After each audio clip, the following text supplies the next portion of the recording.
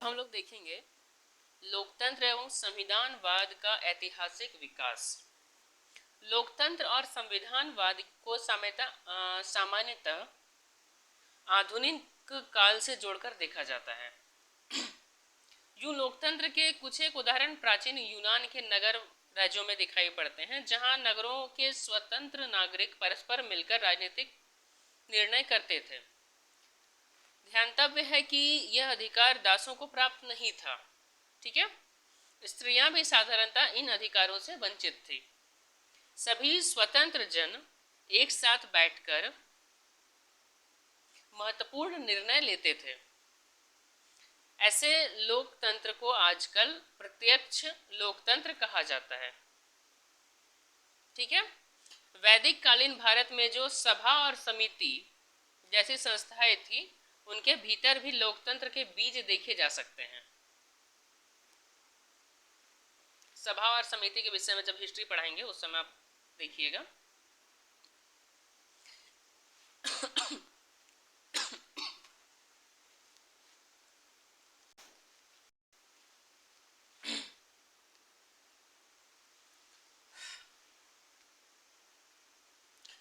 इसी प्रकार संविधानवाद का व्यवस्थित विकास प्राचीन काल में चाहे पूर्ण ना हो सका हो, वैचारिक स्तर पर ऐसी कोशिशें जो हैं सो कहीं कहीं दिख जाती हैं। हम्मुराबी की संहिता जो 1780 ईसा पूर्व में बेबीलोनिया सभ्यता के छठे राजा हम्मुराबी द्वारा लिखित 282 कानूनों का संग्रह और कौटिल्य के अर्थशास्त्र में विद्वान सैद्धांतिक स्थापनाएं इसी ओर संकेत करती है। ठीक है, हम्मुराबी जो थी वो बेबोलियन सभ्यता से संबंध रखती थी। वो 1780 ईसा पूर्व के समय की बात है। वो अपने यहाँ 282 कानूनों का संग्रह रखती थी एक किताब के तौर पर, और कौटिल्य का जो अर्थशास्त्र जिसे चाणक्य भी कहा जाता है, उनके अर्थशास्त्र भी राजनीति से ही संबंधित थे। उसमें भी कई प्रकार के कानूनों की व्याख्या की गई है। तो इससे ये पता चलता है कि लोकतंत्र जो है कहीं ना कहीं हमारे यहाँ प्राचीन काल से ही उसकी नींव रखी जा चुकी थी। ठीक है, किंतु यह मानने में कोई समस्या नहीं है कि आज हम जिस लोकतंत्र और संविधानवाद को जानते हैं, इसका प्रत्यक्ष संबंध 17वीं और 18वीं शताब्दी के कुछ खास घटनाओं से है, जो आज हम लोकतंत्र को देखते हैं, आमतौर पर जानते हैं, वो 17वीं या 18वीं शताब्दी के कुछ खास घटनाओं से संबंधित है, जो घटनाओं के विषय में हम अभी जानेंगे। ठीक है, सबसे पहला जो है इंग्लैंड की गौरवमयी क्रांति।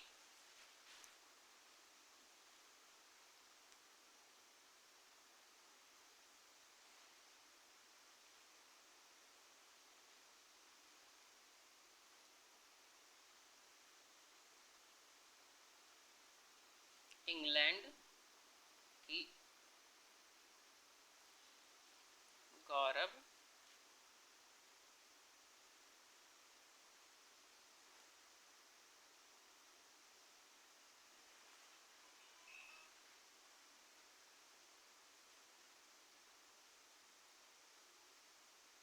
क्रांति। ठीक है, ये इधर से होगा।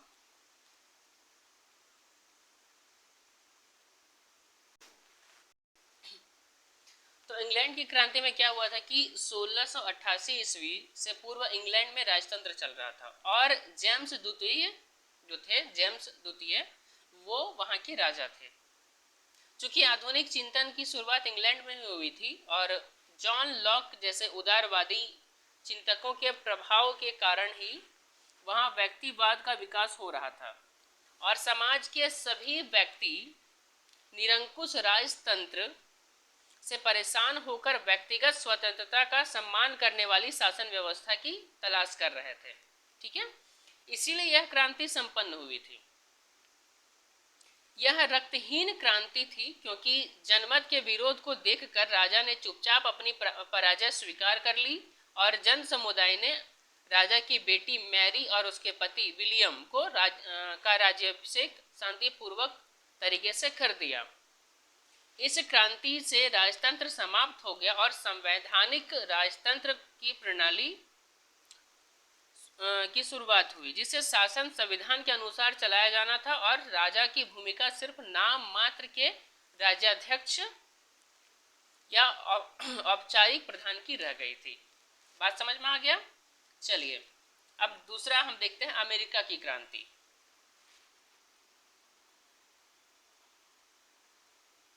अमेरिकी क्रांति, ठीक है। यह दूसरी महत्वपूर्ण घटना अमेरिका में घटी थी।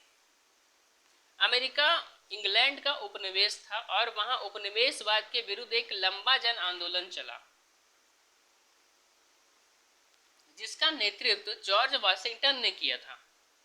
एक लंबी लड़ाई के बाद 1776 में, माफ करिएगा, 1776 में क्या होता है कि अमेरिका में 1776 में अमेरिका ब्रिटेन से स्वतंत्र हुआ और उसके बाद संविधानवाद तथा लोकतंत्र को स्वीकार किया। 13 अमेरिकी राज्यों की सहमति से निर्मित तथा संघात्मक ढांचे पर आधारित अमेरिकी संविधान 1787 ईस्वी में लागू हुआ, जो अपने प्रकार का पहला लिखित संविधान था। ध्यातव्य है कि ब्रिटेन में संविधानवाद की शुरुआत लगभग 100 साल पहले हो चुकी थी, किंतु वह लिखित संविधान नहीं था। सबसे पहला लिखित संविधान कहाँ पे आया? अमेरिका में। वो कब लागू हुआ था? 1787 में, ठीक है। इसके बाद आता है फ्रांसीसी क्रांति।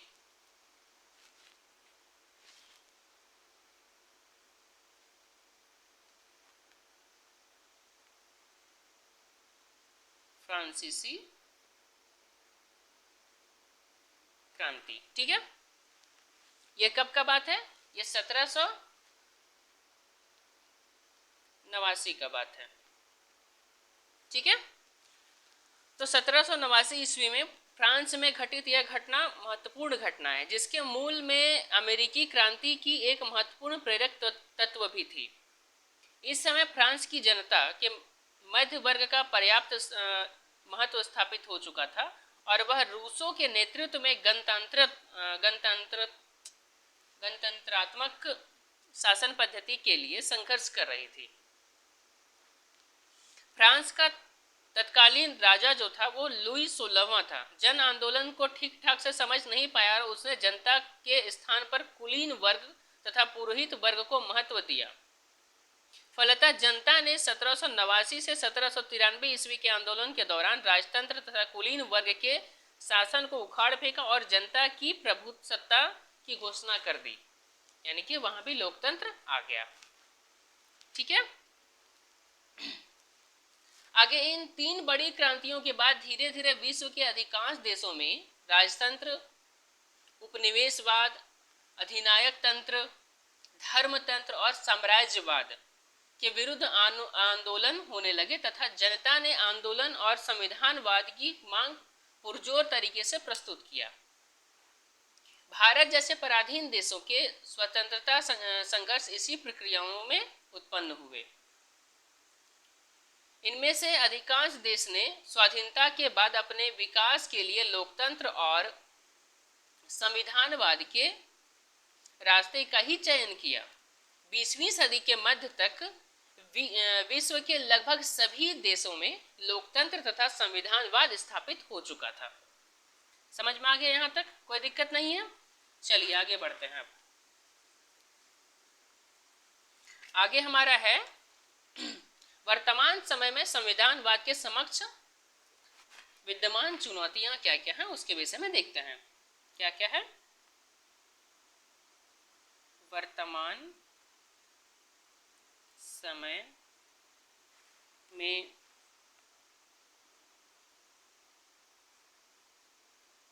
संविधानवाद के समक्ष विद्यमान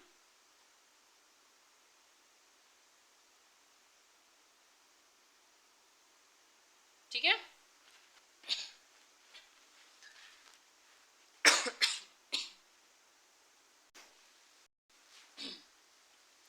संविधानवाद का सार तत्व यही है कि शासन की शक्तियों का प्रयोग शासन के वही अंग करे जिन्हें संविधान के अनुसार उन शक्तियों का प्रयोग करने का अधिकार हो।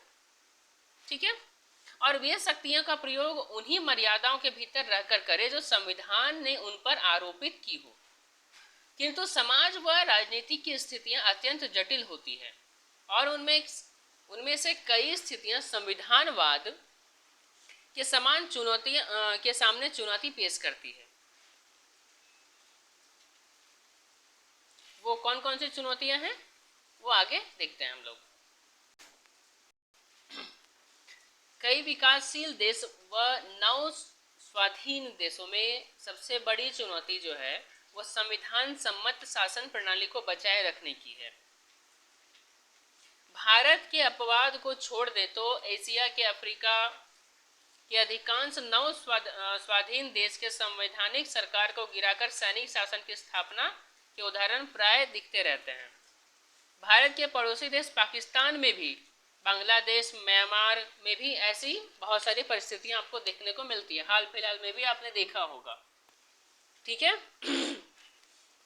आगे कौन सा चुनौती आता है? कई देशों में, विशेषतः विकासशील देशों में, व्यक्ति पूजा का महत्व बहुत अधिक हो जाता है। व्यक्ति पूजा किसको कहते हैं बताते हैं।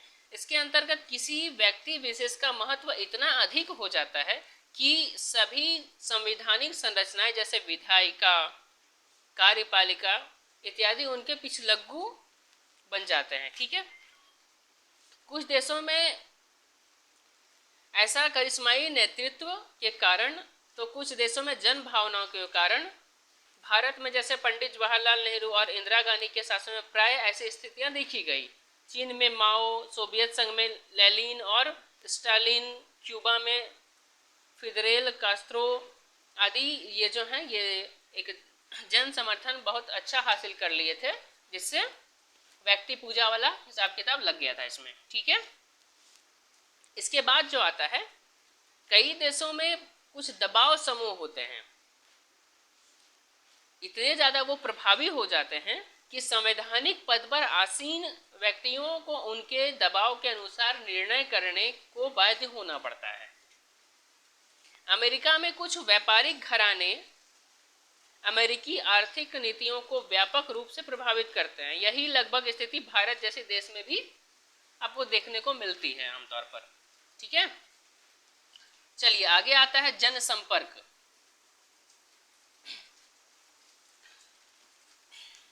यानी कि मास कम्युनिकेशन जिसको कह सकते हैं। ठीक है,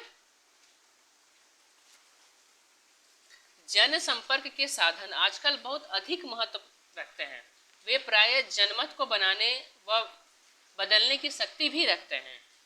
यदि जनसंचार मास मीडिया के साधन पर किसी वर्ग या विशेष दल का नियंत्रण हो तो वह जनता या जनमत तथा संवैधानिक पद पर आसीन अधिकारियों को अपने पक्ष में मोड़ सकता है। उदाहरण के लिए मीडिया उन कंपनियों के भ्रष्टाचार पर मौन रहते हैं जो उन्हें विज्ञापन देते हैं या उनका खर्च उठाते हैं। बात क्लियर है एकदम। इसके बाद आता है जन साधारण के संस्कार रूढ़िवादी। ठीक है, जिन समाजों में जन साधारण के संस्कार रूढ़िवादी या सामंती होते हैं वहां संविधान को सुनिश्चित करना अत्यंत कठिन हो जाता है। ऐसे रूढ़िवादी लोग अपनी परंपरा की रक्षा के नाम पर संवैधानिक ढांचा को पूर्णतः खारिज करने को तैयार रहते हैं। उदाहरण के लिए पिछले कुछ वर्षों में हरियाणा, राजस्थान, उत्तर प्रदेश की खाप पंचायतों ने जिस तरह अतिवादी फैलने दिए हैं, वे भारतीय संविधान द्वारा प्रत्येक नागरिक को प्रदत्त समानता के अधिकार, स्वतंत्रता के अधिकार तथा जीवन के अधिकार का उल्लंघन करते हैं। स्पष्ट है कि जब तक समाज की सोच ना बदले तब तक संविधानवाद की स्थापना करना बहुत कठिन कार्य है। बात समझ में आया? दिक्कत होगा कमेंट कर लीजिएगा। इसके बाद आता है हमारा गरीबी, निरक्षरता और अंधविश्वास। जिन देशों में गरीबी, निरक्षरता और अंधविश्वास जैसी समस्याएं ज़्यादा होती है वहाँ भी संविधान ठीक से काम नहीं कर पाता है। इसका मुख्य कारण है कि गरीब और निरक्षर लोग अपने संवैधानिक अधिकारों और दायित्वों को ठीक से जान ही नहीं पाते हैं। यदि वे अपने अधिकार को भी जान लेते हैं तो उनके पास इतनी ताकत नहीं होती कि वे अपने अधिकारों को ले सकें या फिर उनके उल्लंघन की स्थिति में न्यायपालिका के माध्यम से उन्हें मदद हासिल हो सके। पुनः समाज के पिछड़े वर्ग पर परंपरा का प्रभाव काफ़ी ज़्यादा होता है, इसलिए ये लोग संविधानवाद की मान्यता के अनुसार नहीं चल पाते हैं। क्लियर है बात? इसके बाद आता है अधिकारी तंत्र।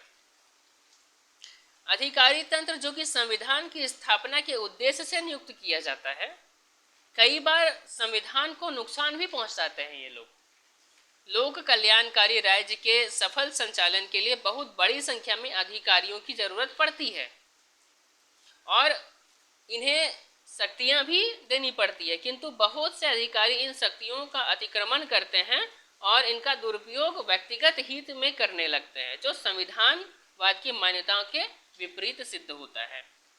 क्लियर है?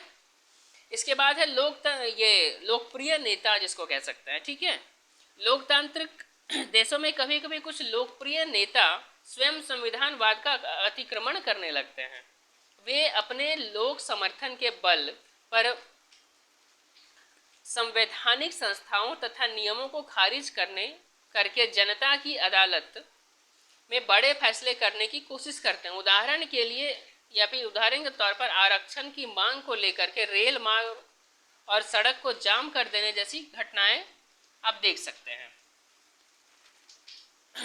ठीक है, इसके बाद गरीब देशों में संवैधानिक तंत्र वहां भी कमजोर पड़ जाता है, जहां उन्हें अपनी आर्थिक मजबूरियों के कारण विश्व बैंक तथा अंतर्राष्ट्रीय मुद्रा कोष जैसी संस्थाओं की दबावपूर्ण नीतियों का स्वीकार करना पड़ता है। 1991 के आसपास भारतीय राज व्यवस्था को इसी तनाव से गुजरना पड़ा था जब आर्थिक मंदी आई थी हमारे यहाँ। ठीक है, जिस देश में तीव्र सामाजिक परिवर्तन घटित हो रहे होते हैं वहां संविधानवाद के सफल संचालन के लिए राज्य को बहुत मजबूत होना पड़ता है, किंतु प्राय ऐसा नहीं हो पाता है। यदि भारतीय शासन का मूल्यांकन किया जाए तो प्राय वहां संविधानवादी शासन ठीक तरीके से चलता है। बस यह बात भारत के साथ ही स्वाधीन हुए देशों की तुलना करते हुए ज़्यादा प्रामाणिकता से कही जा सकती है, किंतु चूंकि अभी भारत परंपरावादी समाज के ढांचे से आधुनिक समाज बनने की ओर गतिशील है और राष्ट्रीय एकीकरण की प्रक्रिया भी अभी पूर्ण नहीं हुई है, इसीलिए संविधानवाद से विचलन के कुछ उदाहरण यहाँ नजर आ जाते हैं। तभी यह कहने में कोई समस्या नहीं है कि भारत की राज्य व्यवस्था ने इस दिशा में जितनी प्रगति की है वो प्रशंसनीय है। ठीक है, यहाँ तक कोई दिक्कत नहीं होना चाहिए, जितना आसान भाषा में आप लोगों को समझाए हैं हम। अब आता है लोकतंत्र के प्रकार। ठीक है, लोकतंत्र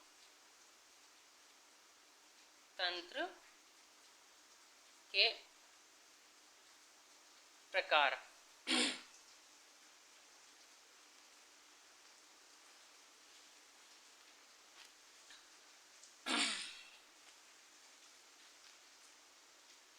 इसको हम 3 भागों में विभाजित करते हैं पहले। ठीक है, पहला भाग हो जाता है हमारा जनता और शासन के संपर्क के आधार पर। जनता और शासन के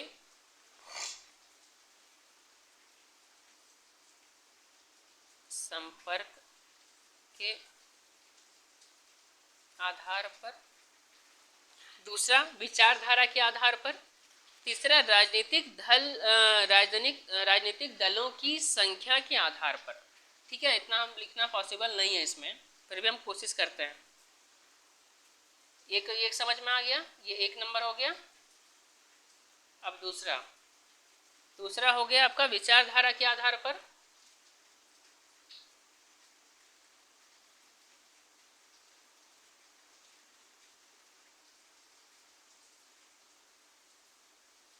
तीसरा हमारा हो गया राजनीतिक दलों की संख्या के आधार पर।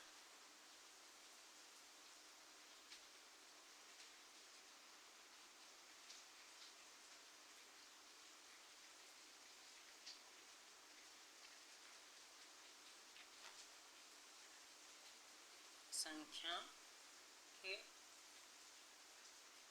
आधार पर, ठीक है। अब जो हम सबसे पहला बताएं, जनता और शासन के संपर्क के आधार पर भी दो टाइप का होता है, एक प्रत्यक्ष लोकतंत्र, दूसरा अप्रत्यक्ष लोकतंत्र, ठीक है। उसके बाद विचारधारा के आधार पर भी दो टाइप का होता है, उदारवादी या उदार लोकतंत्र और समाजवादी लोकतंत्र। उसी तरह से राजनीतिक दल की संख्या के आधार पर भी तीन टाइप का होता है, एक दलीय लोकतंत्र, द्विदलीय लोकतंत्र और बहुदलीय लोकतंत्र। अब ये सबको आगे हम धीरे धीरे अच्छा से जानते हैं, ठीक है। सबसे पहले हम प्रत्यक्ष लोकतंत्र के विषय में जानते हैं, जनता और संपर्क के आधार पर प्रत्यक्ष लोकतंत्र।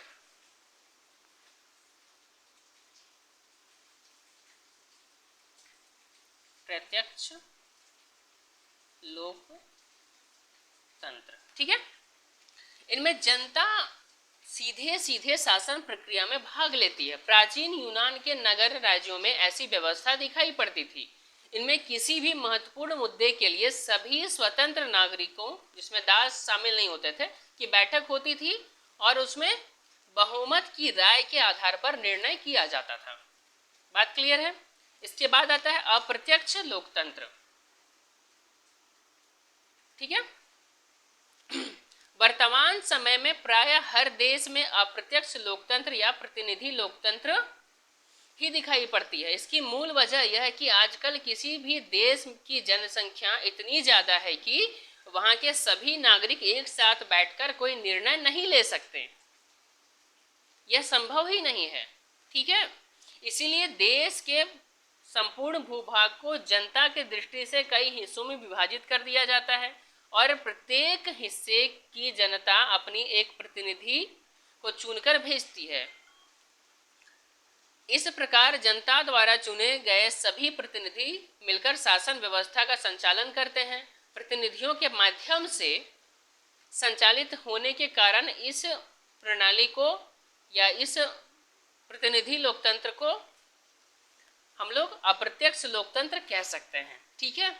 यानी कि प्रत्यक्ष लोकतंत्र में क्या होता है कि जितना भी जनता है वहां का सब एक साथ बैठकर निर्णय करता है, लेकिन अप्रत्यक्ष लोकतंत्र में क्या होता है कि जनसंख्या बढ़ने के कारण इतने सारे लोगों को बैठाकर एक साथ किसी मुद्दे पर निर्णय हम नहीं कर सकते हैं, जिस कारण हम क्या करते हैं कि अलग अलग जनसंख्या के आधार पर हम छोटे छोटे राज्यों का निर्माण करते हैं और राज्य अपने प्रतिनिधित्व को जो जिसको जनता चुनती है वो जाकर के फैसला करने का काम करते हैं, जैसे कि हमारा संसद, ठीक है। बात समझ में आ गया।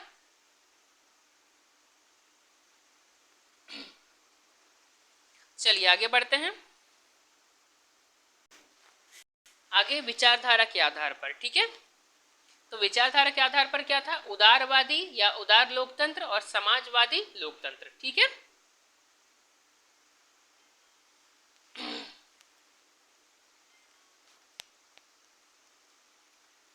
हम अब उदारवादी लोकतंत्र को जानते हैं। उदार लोकतंत्र,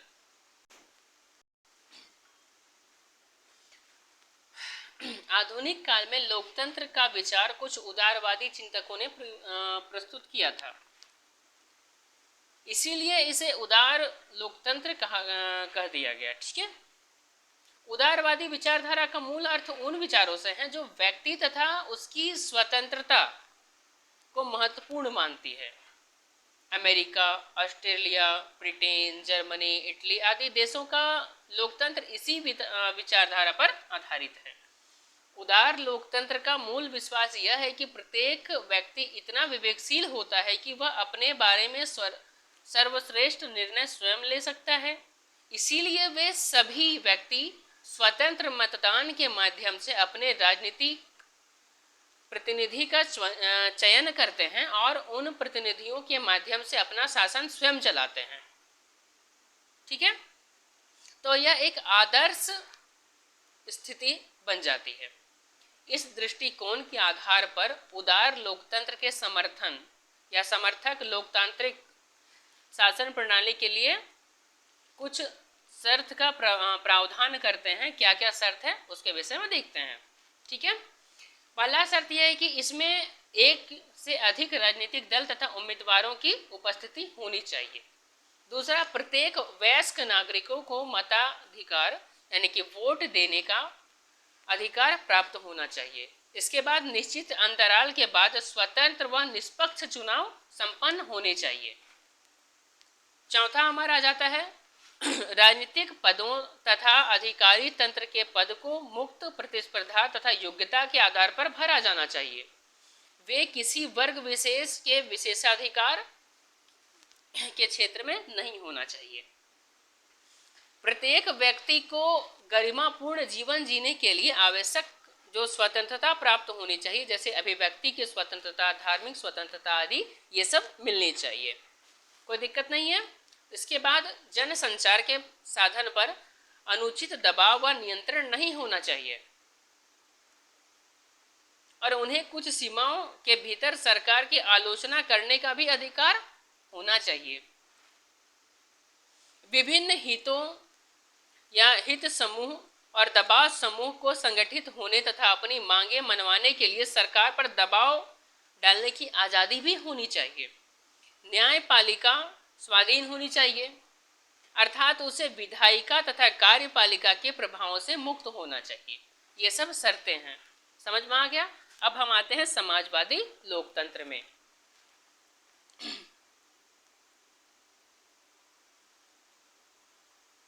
समाजवादी लोकतंत्र, ठीक है। इसे लोकतांत्रिक समाज या समाजवाद भी कह सकते हैं हम।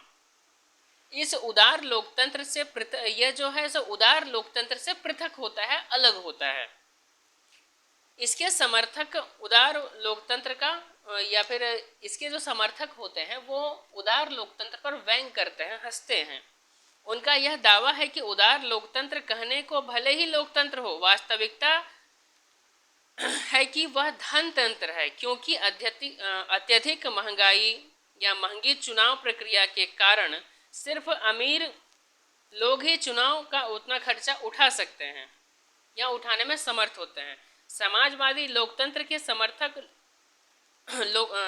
लोकतंत्र के माध्यम से समाजवाद लाना चाहते हैं, अर्थात समाज के आर्थिक संसाधनों का समतामूलक वितरण करना चाहते हैं, यानी कि समान रूप से वितरण करना चाहते हैं। भारत में जवाहरलाल नेहरू समाजवादी लोकतंत्र के प्रमुख समर्थक में से शामिल रहे हैं और भारतीय संविधान की प्रस्तावनाओं में भी इसे भारतीय राज्य व्यवस्था का उद्देश्य घोषित किया गया है। पश्चिम में यदि देखें तो इसमें भी मिलते जुलते कई आंदोलन हुए हैं, जिसमें एडवर्ड बर्नस्टीन का विकासात्मक समाजवाद तथा जॉर्ज बर्नार्ड शॉ व एनी बेसेंट आदि का फेबियन समाजवाद जो था वो अत्यंत प्रसिद्ध रहा था। ठीक है, इसकी कुछ मान्यता हैं जिसके विषय में हम देखते हैं। अब यदि उदार लोकतंत्र की प्रणाली तथा विधियों का प्रयोग सही तरीके से किया जाए तो वह समाज व आर्थिक न्याय स्थापित करने में सक्षम हो सकती है। अतः दो या दो से अधिक दलों की उपस्थिति, वयस्क मताधिकार, पारदर्शी निर्वाचन प्रणाली, शांतिपूर्वक सत्ता हस्तांतरण जैसी प्रक्रिया समाजवादी लोकतंत्र को स्वीकार है। दूसरा आता है कि आर्थिक समानता को लाना जरूरी है, किंतु इसके लिए लोकतांत्रिक प्रक्रिया काफ़ी है। ये मार्क्सवादियों के हिंसक क्रांति के सिद्धांत का समर्थन नहीं करती है। ठीक है, अर्थव्यवस्था में भी कुछ सुधार होनी चाहिए। इसमें क्या क्या सुधार होनी चाहिए अर्थव्यवस्था के लिए? प्रगतिशील कराधान की प्रणाली हो, जिसको प्रोग्रेसिव टैक्सेशन हम कह सकते हैं। प्रत्येक नागरिक को रोजगार मिलना चाहिए, यदि रोजगार ना मिल सके तो कम से कम गुजारा भत्ता अवश्य मिलना चाहिए। उत्पादन के महत्वपूर्ण साधन पर व्यक्तिगत नहीं सार्वजनिक स्वामित्व भी होना चाहिए। भूमि एवं बड़े उद्योग का राष्ट्रीयकरण होना चाहिए। निजी संपत्ति को स्वीकार किया जा सकता है, किंतु अधिकतम सीमाओं के साथ, ताकि वर्ग अंतराल ज़्यादा ना बढ़ सके। बात समझ में आ गया ना? नहीं समझ में आएगा तो कमेंट करके पूछ सकते हैं, कोई दिक्कत नहीं है, और अच्छा से बताया जाएगा। ठीक है। समाजवादी लोकतंत्र के समर्थक लोग कल्याणकारी राज्य का समर्थन करते हैं। समाज के जो लोग वंचित हैं उनके लिए संरक्षणात्मक यानी कि उनको संरक्षण देने के साथ साथ भेदभाव तथा राजनीतिक सामाजिक न्याय की व्यवस्था भी की जानी चाहिए। ठीक है। जो समाज के वंचित वर्ग हैं उनको संरक्षण देने का कार्य, भेदभाव तथा सामाजिक न्याय की व्यवस्था करनी चाहिए।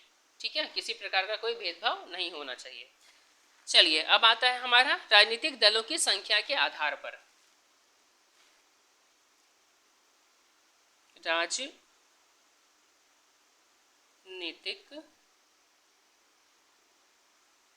दलों की संख्या के आधार पर। ठीक है, इसमें क्या क्या था? एक दलीय, द्विदलीय और बहुदलीय। ठीक है, ये तीन चीज को समझेंगे, इसके बाद हमारा ये चैप्टर खत्म हो जाएगा।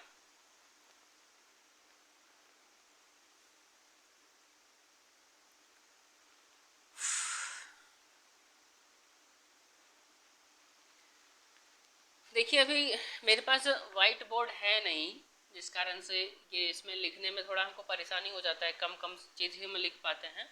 यदि आप लोग सही ढंग से मेरा सपोर्ट करिएगा, चैनल को थोड़ा बड़ा बनाइएगा, तो हम एक अच्छा स्मार्ट बोर्ड भी खरीद लेंगे, अच्छा स्टूडियो बना लेंगे। हम फिलहाल तो साधारण सा टैब से हम काम चला रहे हैं, इससे उतना अच्छा नहीं हो पाता है, लेकिन फिर भी हम अपने तरफ से पूरा कोशिश करते हैं आप लोगों को सही अच्छा कंटेंट देने का।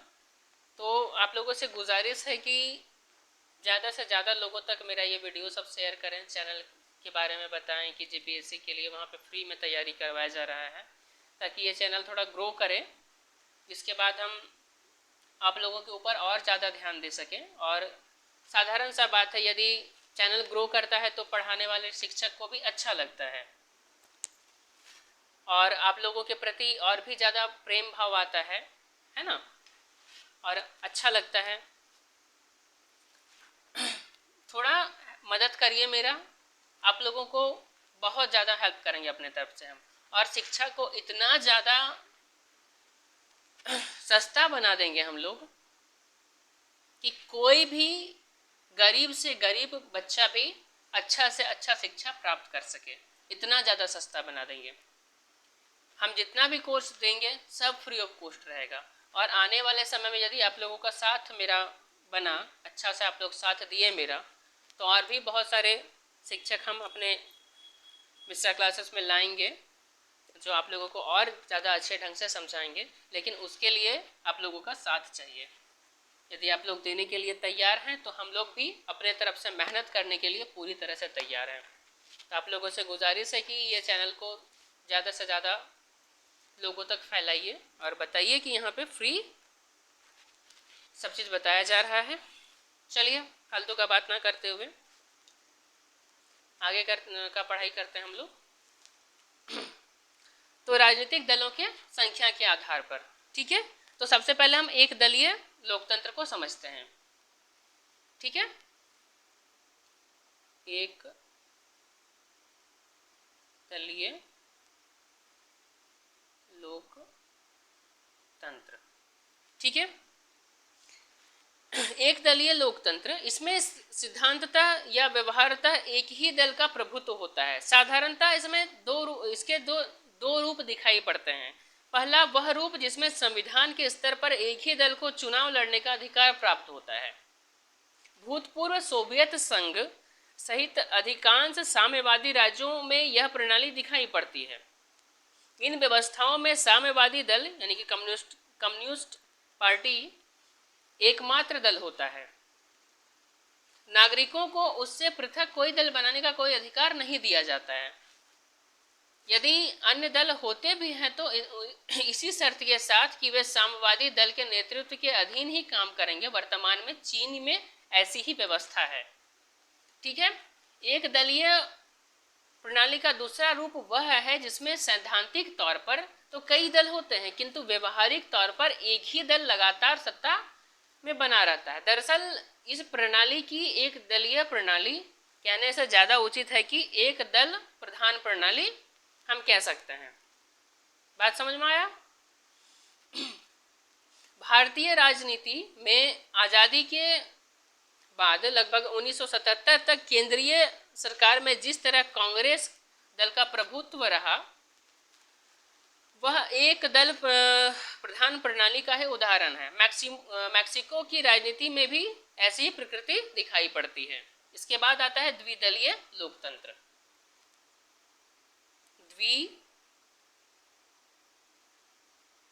द्विदलीय लोकतंत्र। ठीक है, ये द्विदलीय उस व्यवस्था को कहते हैं, द्विदलीय लोकतंत्र उस व्यवस्था को कहते हैं जिनमें दो राजनीतिक दलों की प्रधानता होती है। इसका अर्थ यह नहीं कि संविधान के स्तर पर ऐसी प्रणालियों को दो ही दल को चुनाव लड़ने की अनुमति प्राप्त होती है। वहां अन्य राजनीतिक दल भी हो सकते हैं, किंतु व्यवहारिक स्तर पर शेष दलों का महत्व न के बराबर होता है और प्रभावी तौर पर सत्ता उन दोनों दलों के पास ही बनी रहती है। पिछली ब्रिटिश प्रणाली इस व्यवस्था का सर्वश्रेष्ठ उदाहरण है। वहां पिछले लंबे समय से लेबर पार्टी और कंजर्वेटिव पार्टी की सरकारें ही क्रमशः सत्ता में बनी रही। साथ ही अमेरिका में भी दो ही दल राजनीतिक दलों की प्रधानता है, डेमोक्रेटिक दल और दूसरा रिपब्लिक दल। ठीक है, अब आता है बहुदलीय लोकतंत्र। बहुदलीय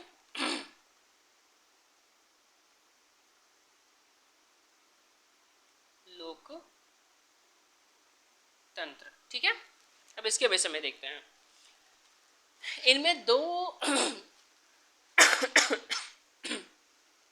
इनमें दो से अधिक राजनीतिक दल बहुमत प्राप्त करने के लिए संघर्षरत रहते हैं। ऐसा हो सकता है कि आमतौर पर इनमें से दो ही दल ज़्यादा प्रभावी हो और व्यवहारिक स्तर पर यह प्रणाली द्विदलीय प्रणाली की तरह कार्य करे, किंतु इसमें शेष दल इतने कमजोर नहीं होते हैं कि उन्हें महत्वहीन मान लिया जाए। स्वीडन, नॉर्वे, फ्रांस, इटली की शासन प्रणालियाँ इसी प्रकार की है। भारत के संविधान निर्माताओं ने भी क्षेत्रीय तथा भाषाई वैविध्य को देखते हुए यानी कि अंतर को देखते हुए इस प्रणाली को चुना है। ध्यातव्य है कि 1990 के दशक में भारतीय बहुदलीय प्रणाली पर कई प्रश्न चिन्ह लगे थे, क्योंकि उस दौर में केंद्रीय शासन के स्तर पर प्राय 20 से अधिक दलों की मिलीजुली सरकार बनी रही थी और कुछ दलों की राजनीतिक अपरिपक्वता के कारण बार बार सरकारें गिर रही थी। देश राजनीतिक अस्थिरता की स्थिति का शिकार बना रहा। उस समय कई राजनीतिक विद्वानों ने सुझाव दिया कि भारतीय दलीय व्यवस्था को द्विदलीय प्रणाली के ढांचे पर पुनर्व्यवस्थित किया जाना चाहिए, किंतु ऐसा करने की विशेष आवश्यकता नहीं पड़ी, क्योंकि भारतीय मतदाताओं की राजनीतिक परिपक्वता तथा उभरती हुई नई राजनीतिक संस्कृति के कारण धीरे धीरे दो गठबंधन स्थिर हुए। दो गठबंधन स्थिर होते गए तथा अधिकांश दल इस गठबंधनों के साथ जुड़ते गए। धीरे धीरे एक ऐसी प्रणाली विकसित हो गई जिसमें द्विगठबंधनीय व्यवस्था कहा जाने लगा। अभी भी भारत में ऐसी ही व्यवस्था चल रही है। राष्ट्रीय जनतांत्रिक गठबंधन यानी कि एनडीए, नेशनल डेमोक्रेटिक अलायंस पहला, तथा संयुक्त प्रगतिशील गठबंधन यूपीए, यूनाइटेड प्रोग्रेसिव अलायंस। ठीक है, ये दो गठबंधन है एक हिसाब से। इस व्यवस्था में शामिल सबसे महत्वपूर्ण दो गठबंधन है। इस नए ढांचे का लाभ यह है कि इसमें द्विदलीय प्रणाली वाली स्थिरता भी विद्यमान है और देश के भाषाई, सामाजिक, आर्थिक व सांस्कृतिक अंतरों को भी अभिव्यक्ति देने की अपनी बहुदलीय प्रणाली के लाभ भी शामिल इसमें हो जाते हैं। चलिए, यहाँ तक उम्मीद है कि समझ में आ गया होगा। इससे संबंधित बहुत सारे ऑब्जेक्टिव क्वेश्चन हैं जो अभी तक ये चैप्टर हम पढ़ा है आप लोगों को राज्य व्यवस्था के बारे में से। वो हम अपना टेलीग्राम चैनल में डाल देंगे, आप उसको देख लीजिएगा, वहाँ से आप चाहें तो बना भी सकते हैं। अब हम दूसरा चैप्टर शुरू करते हैं इसी में, क्योंकि एक साथ ज़्यादा हम लोग नहीं पढ़ेंगे तो दिसंबर तक हमारा टारगेट पूरा नहीं होगा। हमारा वीडियो देखिए लंबा होता है, लंबा होगा ही होगा। आपको धैर्य रख के पूरा वीडियो देखना है, तभी बात समझ में आएगा। ऐसा नहीं कि दो मिनट 4 मिनट हम देख लिए, इसके बाद हम पूरा विद्वान हो गए, ऐसा नहीं हो सकता है।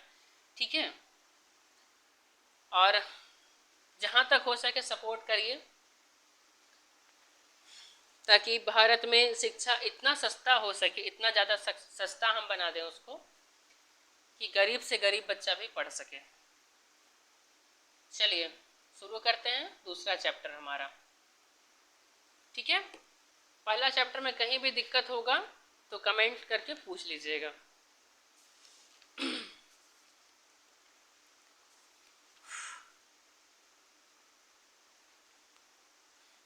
दूसरा चैप्टर भारतीय संविधान की विकास यात्रा।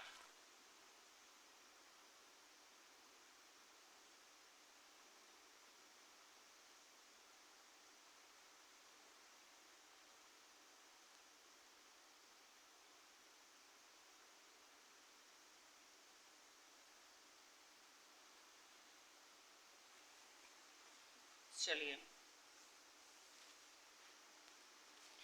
ये चैप्टर का नाम है जिसको हम शुरू करेंगे। अब एक एक करके इसका एक एक टॉपिक को देखते हैं और समझाते हैं। चलिए तो शुरू करते हैं संविधान की विकास यात्रा। तो संविधान की विकास यात्रा चैप्टर में हमको जो पढ़ना है वो धीरे धीरे एक एक करके हम पढ़ते हैं। तो सबसे पहले ये जानेंगे कि संविधान क्या है। सवाल है, संविधान क्या है? इसको हम पढ़ रहे हैं, आखिर वो है क्या चीज़, इसके विषय में जान लेते हैं। तो संविधान नियमों उपनियमों का एक ऐसा लिखित दस्तावेज होता है जिसके अनुसार सरकार का संचालन किया जाता है।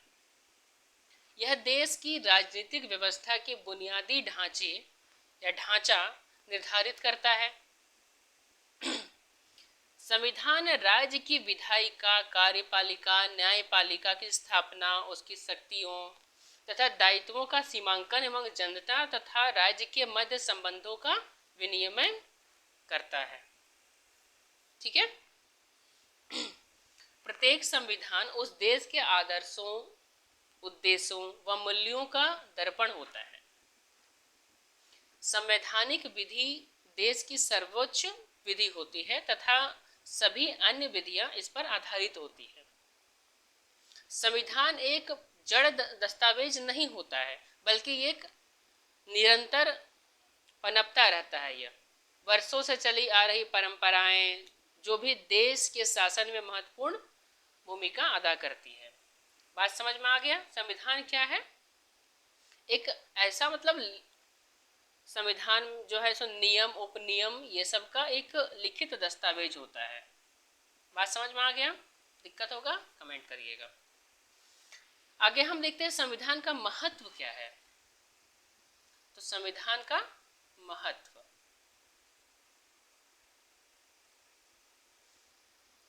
का महत्व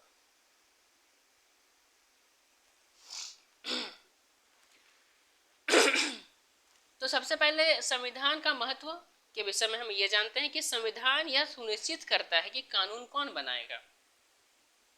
यह समाज की शक्ति के मूल वितरण को स्पष्ट भी करता है। यह समाज के निर्णय लेने की शक्ति जिसके पास होगी तथा सरकार का निर्माण कैसे होगा यह निर्धारित करता है। यह समाज की आकांक्षाओं एवं लक्ष्यों को अभिव्यक्त करता है एवं न्यायपूर्ण समाज की स्थापना हेतु उचित परिस्थितियों के निर्माण को सुनिश्चित करता है। बात समझ में आ रहा है? यह समाज को बुनियादी पहचान भी प्रदान करता है, देता है। संविधान राज्य व्यवस्था के तीनों प्रमुख अंगों यानी कि कार्यपालिका, विधायिका और न्यायपालिका की स्थापना करता है तथा उसकी शक्तियों एवं अधिकारों को परिभाषित करता है। बात समझ में आ गया? यह राज्य के अंगों के अधिकार को मर्यादित कर उन्हें निरंकुश एवं तानाशाह होने से रोकता है। संविधान एक आईना है जिससे उस देश के मूल या मूलभूत, या फिर मैं ऐसे कह सकता है कि आईना है, संविधान एक देश का आईना कह सकते हैं उसको हम, जो भूत वर्तमान भविष्य की झलक उसमें हम देख सकते हैं। संविधान और राज्य व्यवस्था को अनेक उपादान ब्रिटिश शासन से इसमें ग्रहण किया गया है। ब्रिटिश या ब्रिटिशों द्वारा समय समय पर लाए गए अधिनियमों ने भारत सरकार और प्रशासन की विविध या विधिक रूपरेखा या ढांचे को तैयार किया है। तो अब हम लोग देखते हैं संविधान विकास के चरण क्या क्या है, संवैधानिक विकास के चरण क्या क्या हैं उसके विषय में हम लोग जानते हैं। चलिए यहाँ तक संविधान का महत्व हमको समझ में आ गया। दिक्कत होगा कमेंट करके पूछिएगा, फलाने जगह हमको दिक्कत हो रहा है।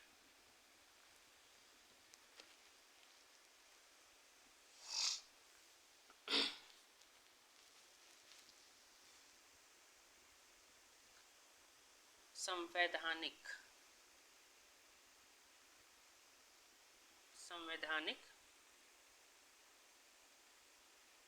विकास के चरण,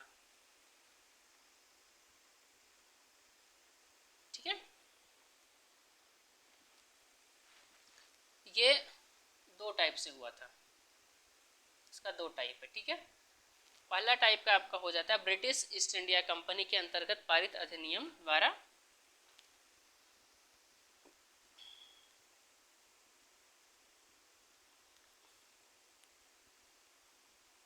ब्रिटिश ईस्ट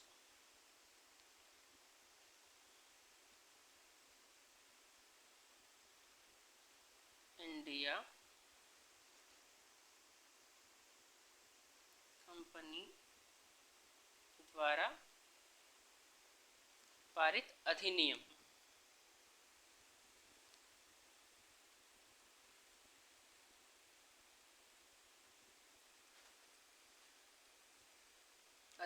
द्वारा, ठीक है। ये कब हुआ था? ये 1773 से 1853 का बात है। 1853, ठीक है। दूसरा ब्रिटिश ताज के अंतर्गत पारित अधिनियमों द्वारा ये 1858 से 1947 तक का बात है। एक एक करके हम लोग देखते हैं।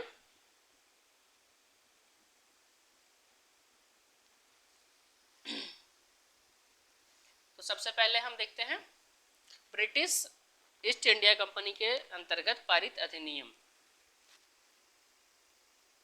ब्रिटिश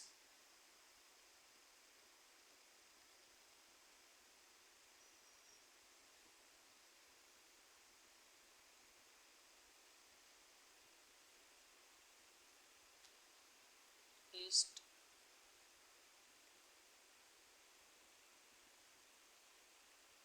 इंडिया कंपनी के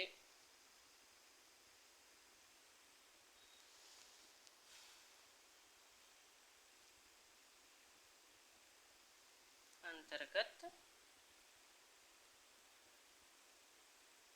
पारित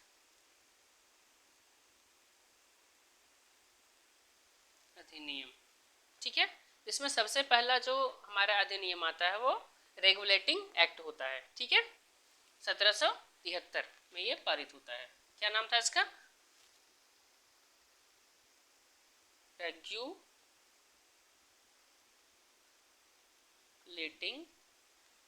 एक्ट। ये कब हुआ था? 1773 में।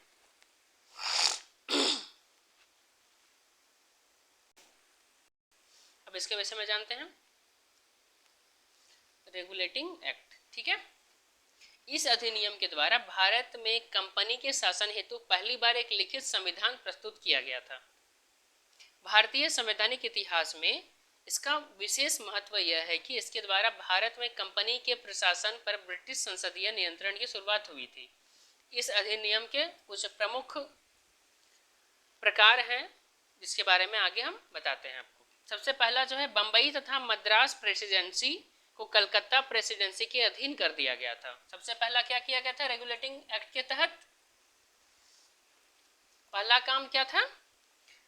बंबई तथा मद्रास प्रेसिडेंसी को कलकत्ता प्रेसिडेंसी के अधीन कर दिया गया था। दूसरा, कलकत्ता प्रेसिडेंसी के गवर्नर जनरल व 4 सदस्य वाली परिषद के नियंत्रण में सरकार की स्थापना की गई। ठीक है, दूसरा क्या था? कलकत्ता प्रेसिडेंसी के गवर्नर जनरल व 4 सदस्यों वाली परिषद के नियंत्रण में सरकार की स्थापना की गई थी।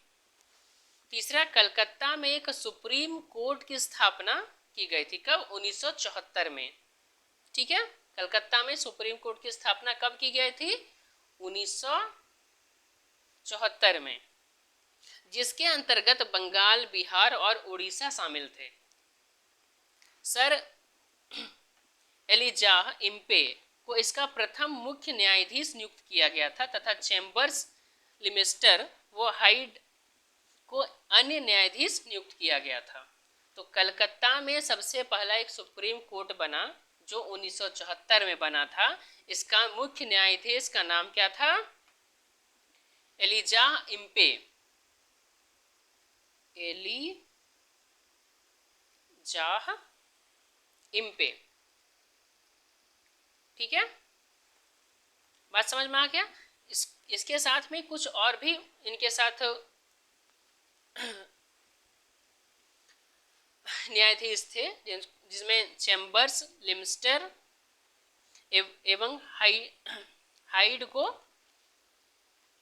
अन्य न्यायाधीश के रूप में नियुक्त किया गया था। ठीक है, इसके बाद भारत के सचिव की पूर्व अनुमति पर गवर्नर जनरल तथा उसकी परिषद जो परिषद थी वो 4 सदस्यों को कानून बनाने का अधिकार प्रदान किया गया था। ठीक है,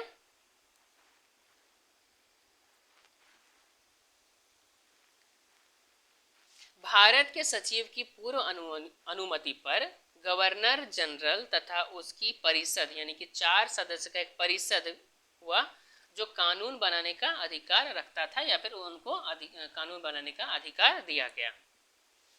अब बंगाल के गवर्नरों को 3 प्रेसिडेंट्स का गवर्नर कहा जाने लगा। बंगाल के गवर्नर को अब तीनों प्रेसिडेंसियों का गवर्नर कहा जाने लगा। इस एक्ट के तहत बनने वाला बंगाल के प्रथम governor general Lord Warren Hastings थे। ठीक है, पहला गवर्नर कौन बने बंगाल के? तो लॉर्ड वारेन हेस्टिंग्स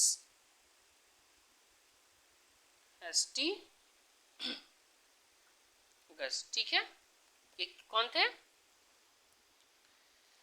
बंगाल के प्रथम गवर्नर, बंगाल के प्रथम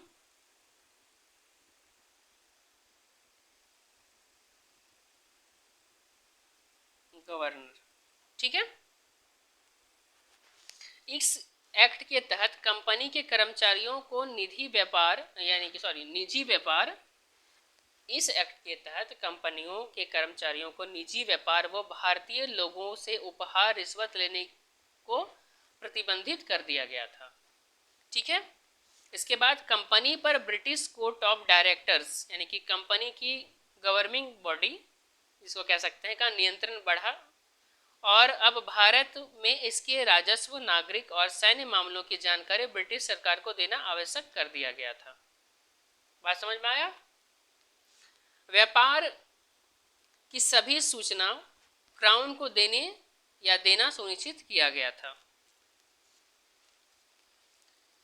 इसके बाद आता है दूसरा एक्ट, एक्ट ऑफ सेटलमेंट। हम लोग रेगुलेटिंग एक्ट के विषय में जान गए। इसके बाद आता है act of settlement, act of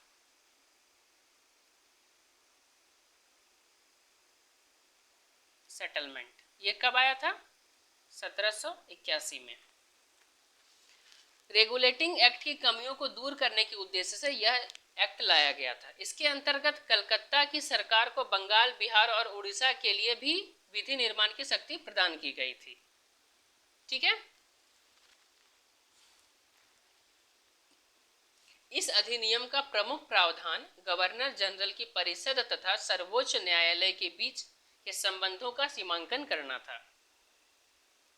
इस अधिनियम द्वारा सर्वोच्च न्यायालय पर यह रोक लगा दी गई थी कि कंपनी के कर्मचारी के विरुद्ध कार्रवाई नहीं कर सकता जो उन्होंने एक सरकारी अधिकारी की हैसियत से की हो, अर्थात कंपनी के अधिकारी शासकीय रूप से किए गए अपने कार्य के लिए सर्वोच्च न्यायालय के कार्यक्षेत्र से बाहर हो गए थे। उसके बाद न्यायालय की अपनी आज्ञाएं तथा आदेश लागू करते समय सरकार को कानून बनाने तथा उनका क्रियान्वयन करने समय भारत के सामाजिक, धार्मिक रीति रिवाजों का सम्मान करने का भी निर्देश दिया गया था, ठीक है। ये हमारा एक्ट ऑफ सेटलमेंट था। चलिए अब नेक्स्ट एक्ट देखते हैं हम, Pitt's India acts. Pitt's India act, ये कब आया था? 1784 में। इसके अंतर्गत क्या क्या किया गया था? इस एक्ट को ब्रिटिश संसद में तत्कालीन प्रधानमंत्री विलियम पिट द्वारा प्रस्तुत किया गया था। कौन प्रस्तुत किया था? विलियम पिट।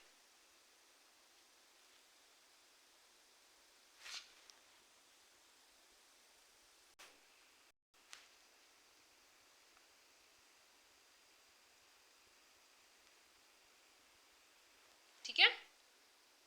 इस अधिनियम की मुख्य विशेषता यह थी कि निदेशक मंडल, कोर्ट ऑफ डायरेक्टर्स की या फिर निदेशक मंडल को कंपनी के व्यापारिक मामले के अधीक्षण की अनुमति तो दे दी गई, लेकिन राजनीतिक मामलों के प्रबंधन के लिए नियंत्रण बोर्ड यानी कि बोर्ड्स ऑफ कंट्रोल के नाम से एक नए निकाय का गठन किया गया। इस प्रकार भारत में द्वैध शासन व्यवस्था की शुरुआत हुई थी, ठीक है। यह अधिनियम दो प्रमुख कारणों से महत्वपूर्ण था। पहला, भारत के कंपनी के अधीन क्षेत्रों को सर्वप्रथम ब्रिटिश आधिपत्य क्षेत्र कहा गया। दूसरा, ब्रिटिश सरकार को भारत में कंपनी तथा प्रशासन संबंधित कार्यों पर पूर्ण नियंत्रण प्रदान कर दिया गया। बात समझ में आ गया? इसके बाद क्या होता है कि गवर्नर जनरल की परिषद की संख्या 4 से घटकर 3 कर दी गई। साथ ही मद्रास तथा बंबई की सरकारों को पूरी तरह से बंगाल सरकार के अधीन कर दिया गया था। कोई दिक्कत?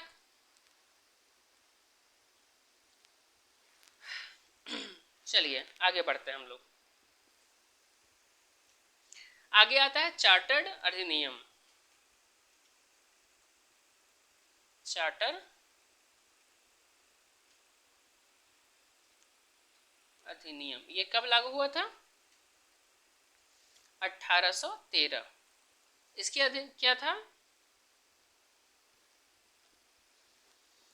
चार्टर अधिनियम जो है सर 2 बार लागू हुआ था, ठीक है, एक 1813 और एक 1833, दोनों के विषय में बात करेंगे अभी हम लोग। 2 नहीं 3 बार लागू हुआ था, एक 1853 में भी लागू हुआ था, हम भूल गए थे वो, ठीक है। चलिए आगे बढ़ते हैं। इस एक्ट के द्वारा कंपनी के अधिकार पत्र को 20 वर्षों के लिए बढ़ा दिया गया। वह कंपनी के भारत के साथ व्यापार करने के अधिकार को समाप्त कर दिया गया।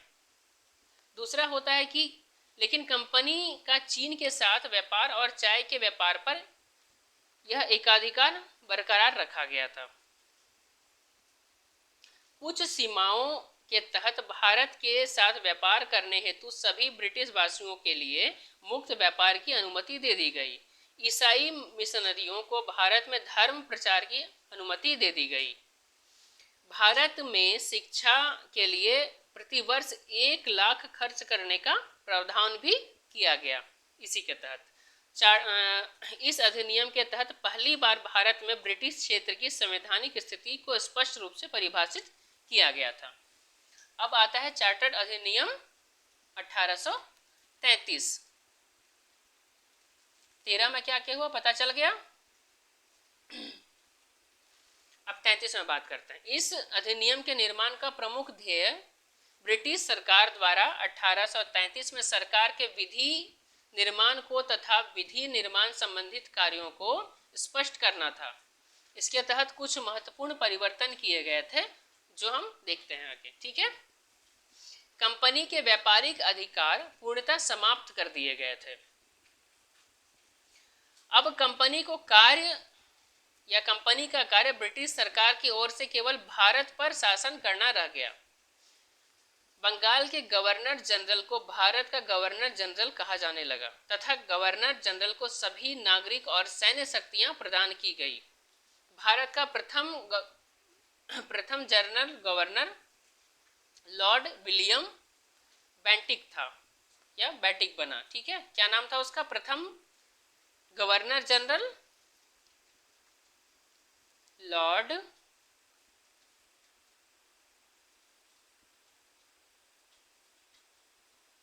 विलियम बेटिक, ठीक है।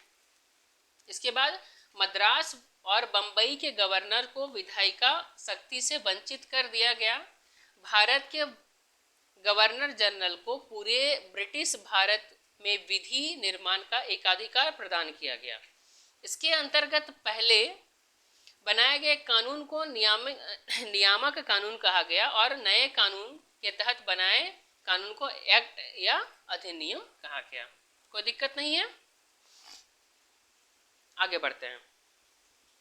अभी तक गवर्नर जनरल की कार्यकारिणी में 3 सदस्य होते थे, किंतु विधिक परामर्श हेतु गवर्नर जनरल की परिषद में विधिक सदस्य के रूप में चौथे सदस्य को शामिल कर लिया गया। यानी कि सबसे पहला 4 था, फिर 3 हुआ, फिर 4 हो गया। गवर्नर जनरल की परिषद को राजस्व के संबंध में पूर्ण अधिकार प्रदान करते हुए गवर्नर जनरल को संपूर्ण देश के लिए एक ही बजट तैयार करने का अधिकार दे दिया गया। इसके बाद भारतीय कानूनों का वर्गीकरण किया गया तथा इस कार्य के लिए विधि आयोग का गठन किया गया। लॉर्ड मैकाले की अध्यक्षता में प्रथम विधि आयोग का गठन किया गया था। किसके अध्यक्षता में सबसे पहले विधि आयोग का गठन किया गया? तो लॉर्ड मैकाले, क्या नाम था? लॉर्ड मैकाले, ये प्रथम विधि आयोग से संबंधित है, ठीक है। विधि आयोग, बात समझ में आ गया। इस एक्ट के तहत सिविल सेवकों के चयन के लिए खुली प्रतियोगिता का आयोजन शुरू करने का प्रयास किया गया। इस एक्ट के द्वारा स्पष्ट कर दिया गया कि कंपनी के प्रदेशों में रहने वाले किसी भी भारतीयों को केवल धर्म, जाति, वंश, रंग या जन्म स्थान के आधार पर कंपनी के किसी पद से जिसके लिए वह योग्य हो वंचित नहीं किया जा सकता। हालांकि कोर्ट ऑफ डायरेक्टर्स के विरोध के कारण यह प्रावधान लागू नहीं हो सका था। ठीक है। इसके बाद भारत में दास प्रथा को गैर कानूनी घोषित किया गया तथा गवर्नर जनरल को निर्देश दिया गया कि भारत में दास प्रथा को समाप्त करने के लिए आवश्यक कदम उठाए। इसके बाद भारत में ब्रिटिश राज के दौरान संविधान निर्माण के प्रथम संकेत इस एक्ट में दिखते हैं। ठीक है। अब इसके बाद आता है चार्टर अधिनियम 1853। अब उसको देखते हैं।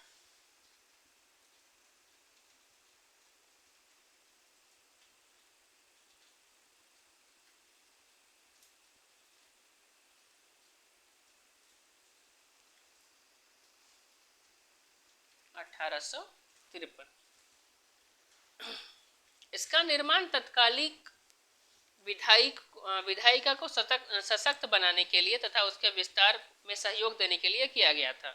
इसका क्या क्या लक्षण था, क्या क्या इसमें किया गया, इसके विषय में देखते हैं। ठीक है।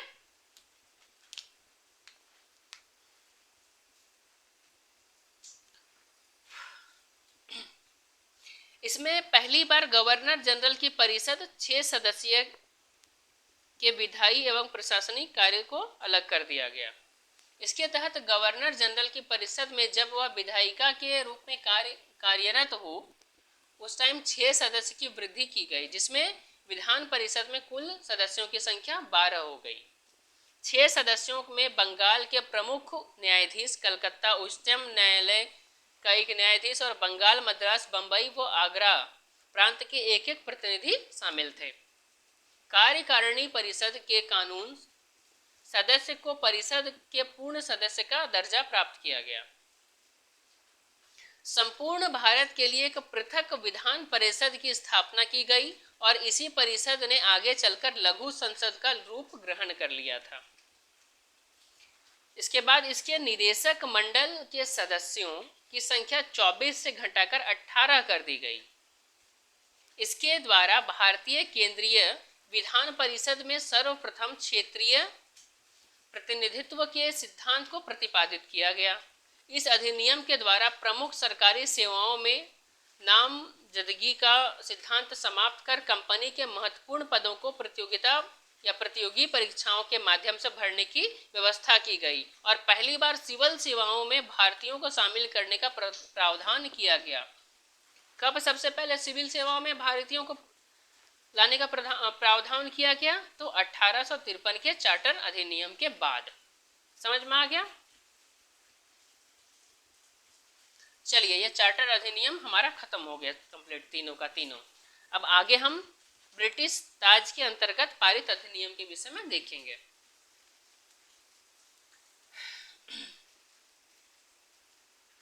ब्रिटिश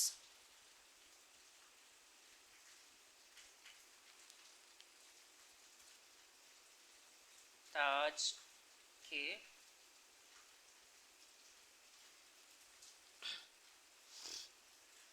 अंतर्गत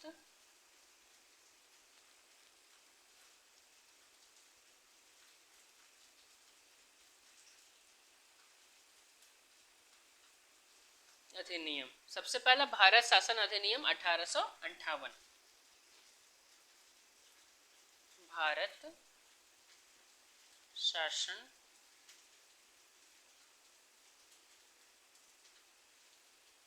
नियम 1858। ठीक है।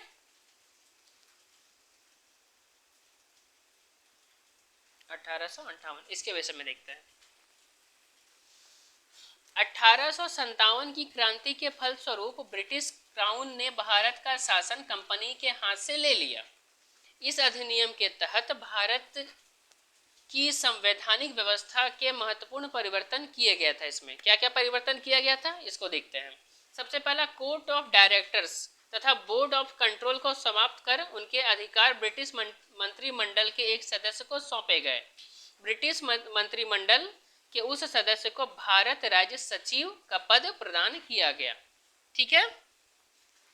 भारत राज्य सचिव की सहायता के लिए 15 सदस्यीय भारतीय परिषद का गठन किया गया, जिसके सदस्य भारतीय सचिव सहित को वेतन भारतीय राजस्व से दिया जाना था।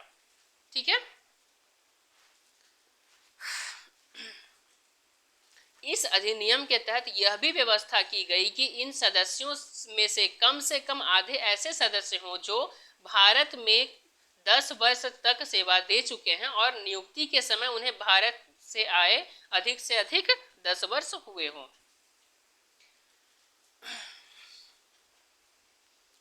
आगे है, भारतीय मामलों पर ब्रिटिश संसद का सीधा नियंत्रण स्थापित हो गया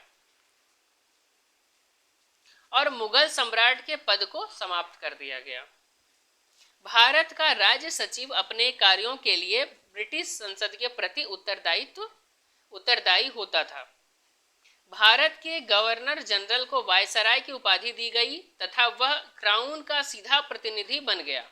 भारत का प्रथम वायसराय लॉर्ड कैनिन बना। भारत का प्रथम वायसराय कौन बना था? Lord canine. प्रथम वायसराय कौन बना? तो लॉर्ड कैनिन। ठीक है, ये बना। उसके बाद गवर्नर जनरल को द वायसराय ऑफ इंडिया का पदनाम भी दिया गया। वह प्रतिवर्ष भारत की नैतिक एवं आर्थिक प्रगति की रिपोर्ट ब्रिटिश संसद के समक्ष प्रस्तुत करता था। यहाँ तक समझ में आ गया भारत शासन अधिनियम 1858। अब आगे हम पढ़ेंगे भारतीय परिषद अधिनियम 1861।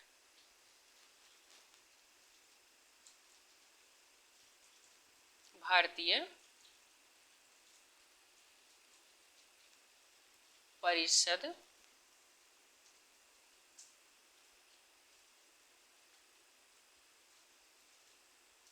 अधिनियम 1861।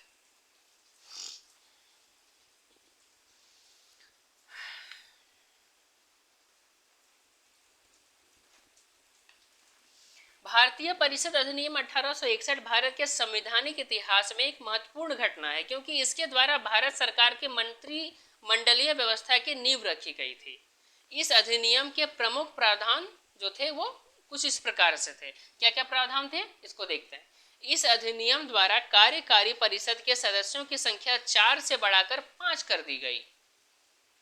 ठीक है, इनमें 3 सदस्य प्रशासनिक सेवा के होते थे, जिनको भारत में रहने का 10 वर्ष का अनुभव होना आवश्यक था। शेष 2 सदस्य में से 5 वर्ष विधि संबंधित अनुभव प्राप्त होना आवश्यक था। इसके बाद वायसराय की विधान परिषद में न्यूनतम 6 और अधिकतम 12 अतिरिक्त मनोनीत सदस्यों का प्रावधान किया गया था। इनमें कम से कम आधे सदस्यों का गैर सरकारी होना आवश्यक था, किंतु इसकी शक्तियां विधि निर्माण तक ही सीमित होती थी। इसके बाद 1862 में लॉर्ड कैनिन ने 3 भारतीय बनारस के राजा, पटियाला के महाराजा और सर दिनकर राव को विधान परिषद में मनोनीत किया। ठीक है, वायसराय को विधानसभा में भारतीयों के नाम निर्दिष्ट करने के लिए या निर्दिष्ट करने की शक्ति या उसमें डालने की शक्ति, शामिल करने की शक्ति प्रदान की गई। वह राज्य सचिव के नियंत्रण तथा निरीक्षण में कार्य करती थी। वायसराय को विशेषाधिकार व आपात स्थिति में अध्यादेश जारी करने का अधिकार दिया गया था। वायसराय को आवश्यक नियम एवं आदेश जारी करने की शक्ति प्रदान की गई, जिसके तहत लॉर्ड कैनिन ने भारतीय प्रशासन में पहली बार समविभागीय प्रणाली की शुरुआत की। इस अधिनियम ने बंबई और मद्रास प्रेसिडेंसी को कानून बनाने की शक्ति वापस देकर विकेंद्रीयकरण की प्रक्रिया की शुरुआत की। चलिए, भारतीय परिषद अधिनियम 1861 खत्म हो गया। अब भारतीय परिषद अधिनियम 1892 हम लोग देखेंगे। 1892। ठीक है, इस अधिनियम द्वारा केंद्रीय तथा प्रांतीय विधान परिषद की सदस्य की संख्या को बढ़ा दिया गया। सदस्य विधान परिषद के संदर्भ में न्यूनतम 10 तथा अधिकतम 16 अतिरिक्त सदस्य जो गैर सरकारी होंगे निर्धारित किए गए। गवर्नर जनरल को उनको नामांकित करने के नियम बनाने का अधिकार प्राप्त था। परिषद के भारतीय सदस्यों को वार्षिक बजट पर बहस करने और सरकार से प्रश्न पूछने का अधिकार भी दिया गया, लेकिन परिषद के अध्यक्ष को भारतीय सदस्य द्वारा पूछे गए सवाल किसी भी प्रश्न को स्वीकृत या अस्वीकृत करने का अधिकार भी प्राप्त था। केंद्र एवं प्रांतीय विधान परिषदों में गैर सरकारी सदस्यों की नियुक्ति के अप्रत्यक्ष एवं सीमित चुनावी प्रावधान किए गए। हालांकि 1892 के अधिनियम में चुनाव शब्द का प्रयोग नहीं हुआ था। ठीक है।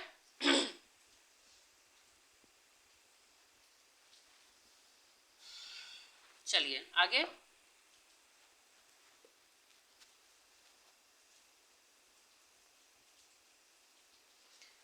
भारतीय परिषद अधिनियम 1909 को हम देखेंगे, जिसको मार्ले मिंटो सुधार भी कहा जाता है। ठीक है, ये हम लोग 1909 ब्रैकेट में हम लिख देते हैं,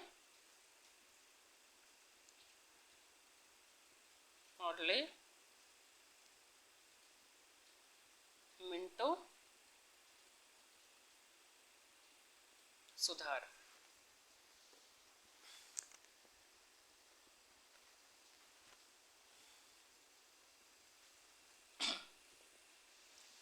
इस अधिनियम द्वारा परिषदों व उनके कार्य क्षेत्र का अधिक विस्तार किया गया और उन्हें प्रतिनिधिक एवं प्रभावी बनाने के लिए उपाय किए गए। क्या क्या उपाय किया गया, इसके विषय में देखते हैं।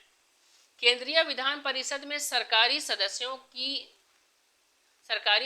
के बहुमत की आवश्यकता रखी गई, तो प्रांतीय विधान परिषद में गैर सरकारी सदस्यों के बहुमत की व्यवस्था की गई। सत्येंद्र प्रसाद सिन्हा वायसराय की कार्यकारिणी परिषद में नियुक्त होने वाले प्रथम भारतीय थे। तो सत्येंद्र प्रसाद सिन्हा वायसराय की कार्यकारिणी परिषद में नियुक्त होने वाले प्रथम भारतीय थे। ठीक है। विधान परिषद के सदस्यों को बजट अंतिम रूप से स्वीकार करने से पूर्व बजट पर वाद विवाद करने तथा प्रस्ताव पारित करने का अधिकार दिया गया। सदस्य को पूरक प्रश्न पूछने का भी अधिकार मिला। आगे है, सदस्यों को सार्वजनिक हित से संबंधित विषयों की विवेचना करने, प्रस्ताव पारित करने का अधिकार भी प्रदान किया गया, जिसके तहत जाति, वर्ग, धर्म आदि के आधार पर पृथक निर्वाचन प्रणाली अपनाई गई, जिसमें presidency, corporation, chamber of commerce तथा जमींदारों को पृथक प्रतिनिधित्व दिया गया। पहली बार केंद्रीय विधान परिषद हेतु मुस्लिम वर्ग के लिए भी पृथक निर्वाचन की व्यवस्था की गई थी। ठीक है। लॉर्ड मिंटो ने वायसराय तथा जॉन मार्ले इंग्लैंड में भारत के राज्य सचिव थे। लॉर्ड मिंटो को सांप्रदायिक निर्वाचन के जनक के रूप में भी जाना जाता है। ठीक है। अब आगे आता है भारत शासन अधिनियम 1919। ठीक है। अब आता है क्या, भारत शासन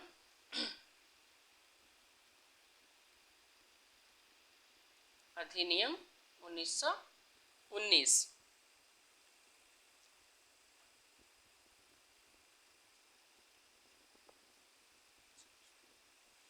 इसको एक और नाम से जाना जाता है, मॉन्टेग्यू चेम्सफोर्ड सुधार के नाम से। क्या क्या,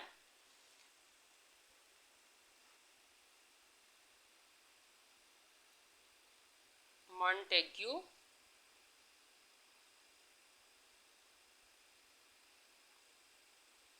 चेम्सफोर्ड सुधार। ठीक है। अब इसमें क्या क्या प्रमुख प्रावधान किया गया था इसके विषय में देखते हैं। केंद्र में द्विसत्तात्मक विधायिका की स्थापना की गई, प्रथम राज्य परिषद तथा दूसरी केंद्रीय विधानसभा की। देश में प्रत्यक्ष निर्वाचन व्यवस्था तथा प्रांतों में द्वैत शासन प्रणाली आरंभ की गई। प्रांतीय विषयों को पुनः दो भागों में बांटा गया, हस्तांतरित और आरक्षित। आरक्षित हस्तांतरित विषय और आरक्षित विषय किसे कहते हैं इसके विषय में थोड़ा देख लेते हैं। हस्तांतरित विषय थे, ट्रांसफरेबल सब्जेक्ट्स जो थे, इनमें शिक्षा, पुस्तकालय, स्थानीय स्वयं सत्ता, चिकित्सा सहायता, सार्वजनिक निर्माण विभाग, उद्योग, सार्वजनिक मनोरंजन पर नियंत्रण आदि शामिल थे। इन विषयों का संचालन गवर्नर तथा विधान परिषद के प्रति उत्तरदायी मंत्रियों की सहायता से होता था। और आरक्षित विषय रिजर्व सब्जेक्ट जिसको कह सकते हैं, जिसमें रक्षा, विदेशी मामले, वित्त, भूमि कर, अकाल सहायता, न्याय, पुलिस, पेंशन, छापाखाना, समाचार पत्र, सिंचाई, जलमार्ग, कारखाना, बिजली, गैस, श्रमिक कल्याण, औद्योगिक विकास, मोटर गाड़ियां, छोटे बंदरगाह एवं सार्वजनिक सेवाएं आदि इसमें थे। आरक्षित विषयों का संचालन गवर्नर और उनकी कार्यकारिणी परिषद के माध्यम से किया जाता था। विधान परिषद में 3 प्रकार के सदस्य की व्यवस्था की गई थी। पहला निर्वाचित, दूसरा मनोनीत, तीसरा मनोनीत गैर सरकारी। ठीक है। निर्वाचित सदस्यों की संख्या लगभग 71% थी, 71% थी। मनोनीत सरकारी सदस्यों की संख्या लगभग 18% तथा मनोनीत गैर सरकारी सदस्यों की संख्या 11% रखी गई थी। ठीक है। इसके बाद समिति, मताधिकार तथा सांप्रदायिक निर्वाचन मंडल की व्यवस्था की गई थी। इसके तहत लोक सेवा आयोग का गठन किया गया।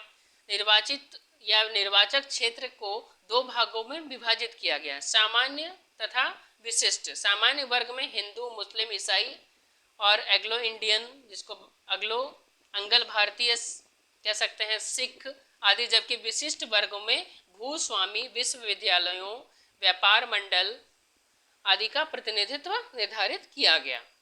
इसमें सांप्रदायिक आधार पर सिखों, ईसाइयों, एग्लो इंडियंस तथा यूरोपियों के लिए भी पृथक निर्वाचन के सिद्धांत को विस्तारित किया गया। इसमें पहली बार केंद्रीय बजट को राज्य बजट से अलग किया गया। इसके अंतर्गत एक वैधानिक आयोग का भी गठन किया गया, जिससे 10 वर्ष बाद जांच कराने के पश्चात अपनी रिपोर्ट प्रस्तुत करनी थी। ठीक है। केंद्रीय विधानमंडल को केंद्रीय सूची में उल्लिखित विषयों के संबंध में विधि निर्माण का अधिकार प्राप्त था, परंतु अंतिम निर्णय का अधिकार गवर्नर जनरल को ही प्राप्त था। ठीक है।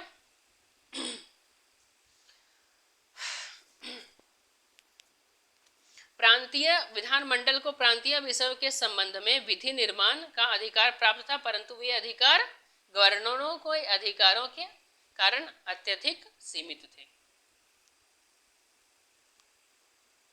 ठीक है।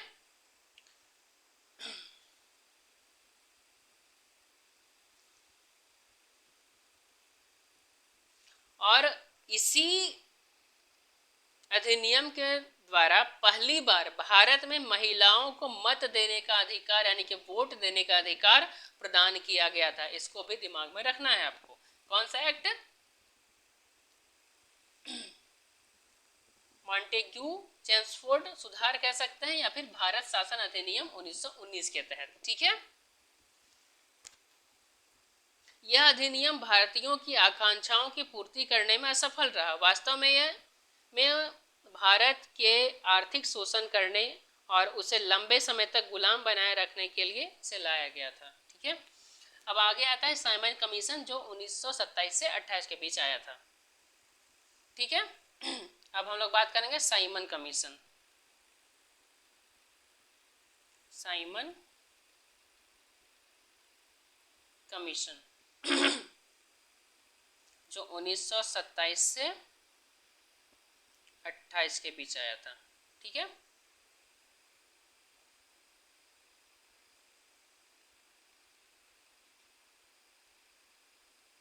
Simon commission. 1919 के भारत शासन अधिनियम में कहा गया कि अधिनियम पारित होने के 10 वर्ष बाद एक संवैधानिक आयोग की नियुक्ति की जाएगी जो जांच करेगा कि भारत उत्तरदायी शासन की दिशा में कहां तक प्रगति करने की स्थिति में है। आयोग की नियुक्ति तो 10 वर्ष के बाद की जानी चाहिए थी, लेकिन ब्रिटिश की तत्कालीन कंजर्वेटिव सरकार ने 2 वर्ष पूर्व ही साइमन कमीशन की नियुक्ति 8 नवंबर 1927 को कर दी थी, क्योंकि उसे आशंका थी कि 2 वर्ष बाद लेबर पार्टी की सरकार भारत समर्थक सदस्यों वाले वैधानिक आयोग की नियुक्ति कर सकती है। साइमन आयोग की नियुक्ति राज्य सचिव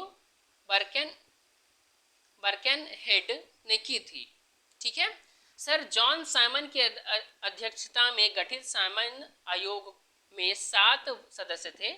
7 सदस्यों का अंग्रेज होना ही विरोधी के कारण बना था, इसीलिए इसमें श्वेत कमीशन कहकर इसका बहिष्कार भी किया गया था। जहां जहां आयोग गया वहां वहां साइमन गो बैक का नारा लगा, साथ ही देशव्यापी हड़ताल का आयोजन किया गया था। 1828 से 29 के बीच साइमन कमीशन ने भारत की 2 बार यात्रा की। आयोग ने मई 1930 में अपनी रिपोर्ट प्रस्तुत की, जिसमें लंदन में आयोजित गोल मेज सम्मेलन में विचार होना था। ठीक है, साइमन कमीशन के विषय में जान गए। अब हम लोग भारत शासन अधिनियम 1935 को जानेंगे। भारत शासन अधिनियम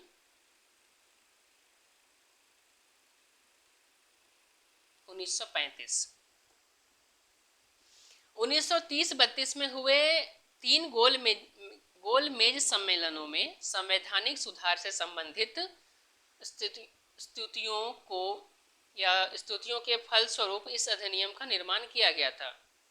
यानी कि 1930-32 में लंदन में 3 गोल मेज सम्मेलन हुआ, जिसके आधार पर ही इस अधिनियम का शुरुआत किया गया था। ठीक है, अब वो क्या क्या था उसके विषय में देखते हैं। भारत में सर्वप्रथम संघीय शासन प्रणाली की नींव रखी गई। संघ की 2 इकाइयां थी, ब्रिटिश भारतीय प्रांत तथा देशी रियासतें।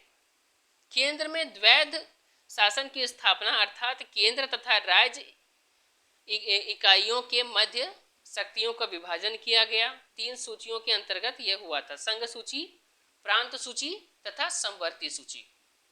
ठीक है, संघ सूची में 59 विषय, प्रांत सूची में 54 और समवर्ती सूची में 36 विषय शामिल किए गए तथा अविष्ट शक्तियां गवर्नर जनरल में निहित थी।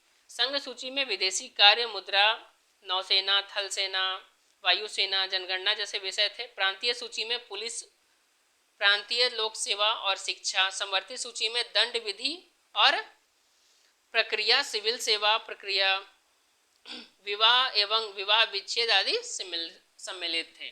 ठीक है, प्रांतों में द्वैत शासन को समाप्त कर दिया गया तथा प्रांतीय स्वयं सत्ता का प्रावधान किया गया।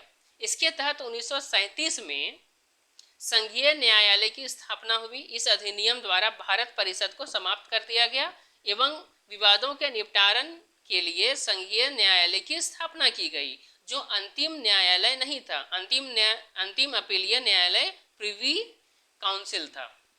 ठीक है, इसके बाद वर्तमान में म्यांमार को भारत से 1937 से अलग कर दिया गया।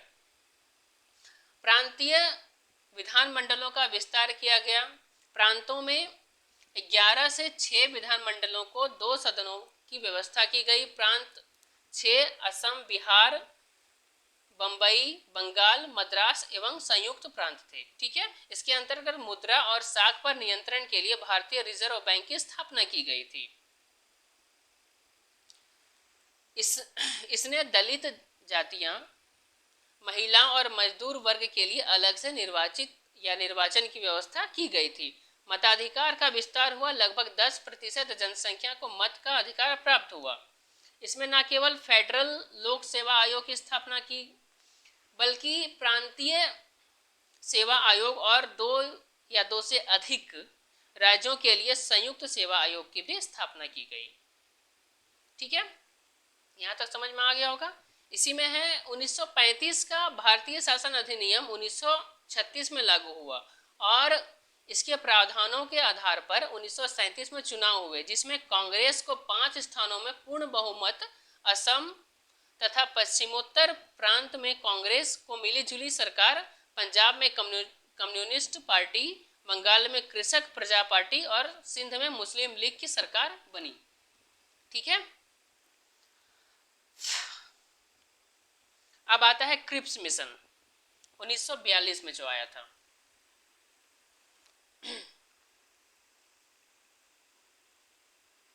क्रिप्स मिशन ये कब आया था? 1942 में। Cripps mission sir Stafford Cripps के नेतृत्व में ब्रिटिश सरकार द्वारा भेजा गया था। यह एक मिशन था जिसके उद्देश्य द्वितीय विश्व युद्ध के समय अपने लिए भारत का पूर्ण सहयोग प्राप्त करना था। चर्चिल ने 11 मार्च 1942 को क्रिप्स मिशन की घोषणा की और 22 मार्च 1942 को क्रिप्स मिशन भारत पहुंचा। ये किसके नेतृत्व में था? स्टैफर्ड क्रिप्स के। स्टैफर्ड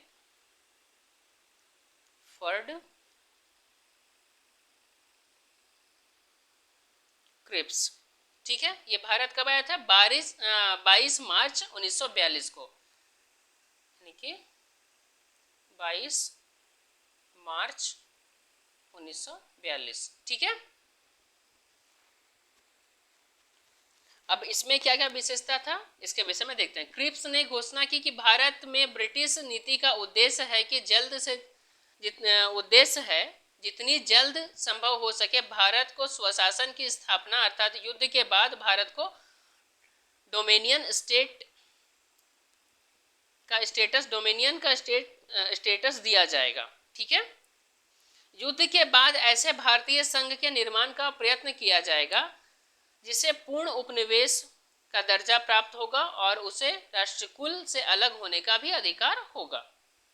युद्ध के बाद भारतीय निमात्री सभा का गठन किया जाएगा जिसमें ब्रिटिश प्रांतों के चुने हुए प्रतिनिधि तथा देशी रियासतों के प्रतिनिधि शामिल होंगे। ठीक है, संविधान सभा द्वारा निर्मित किए गए संविधान को सरकार 2 शर्त पर ही लागू कर सकेगी। क्या क्या था? जो प्रांत इससे पहले सम्मत नहीं होंगे वे इसे अस्वीकार कर पूर्ववत स्थिति में रह सकते हैं या फिर पूर्णतया स्वतंत्र रहना चाहते हैं, तब भी ब्रिटिश सरकार को कोई आपत्ति नहीं होगी। पाकिस्तान की मांग के लिए इस व्यवस्था के तहत गुंजाइश बनाई गई। ठीक है, भारतीय संविधान सभा तथा ब्रिटिश सरकार के मध्य अल्पसंख्यकों के हित यथा सुरक्षा, आश्वासन, प्रतिनिधित्व का विकास आदि को लेकर के एक समझौता होगा। युद्ध के दौरान ब्रिटिश वायसराय की एक नई कार्यकारी परिषद का गठन किया जाएगा जिसमें भारतीय जनता के प्रमुख वर्गों के प्रतिनिधि शामिल होंगे, लेकिन रक्षा मंत्रालय ब्रिटिश नेतृत्व के पास होगी।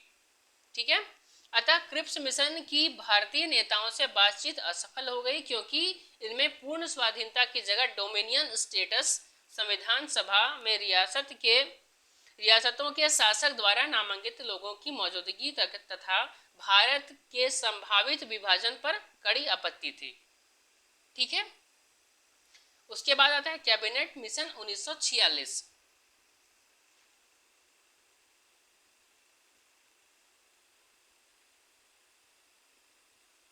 कैबिनेट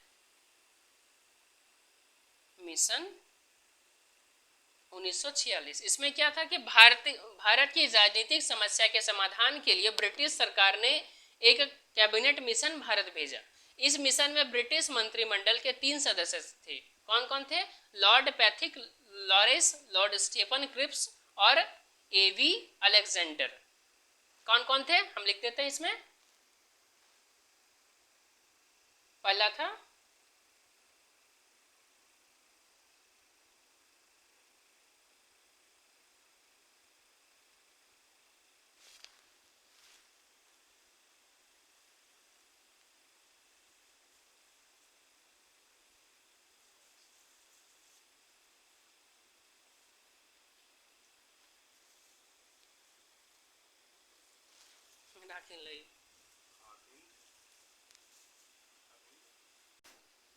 तो वो 3 सदस्य कौन कौन थे?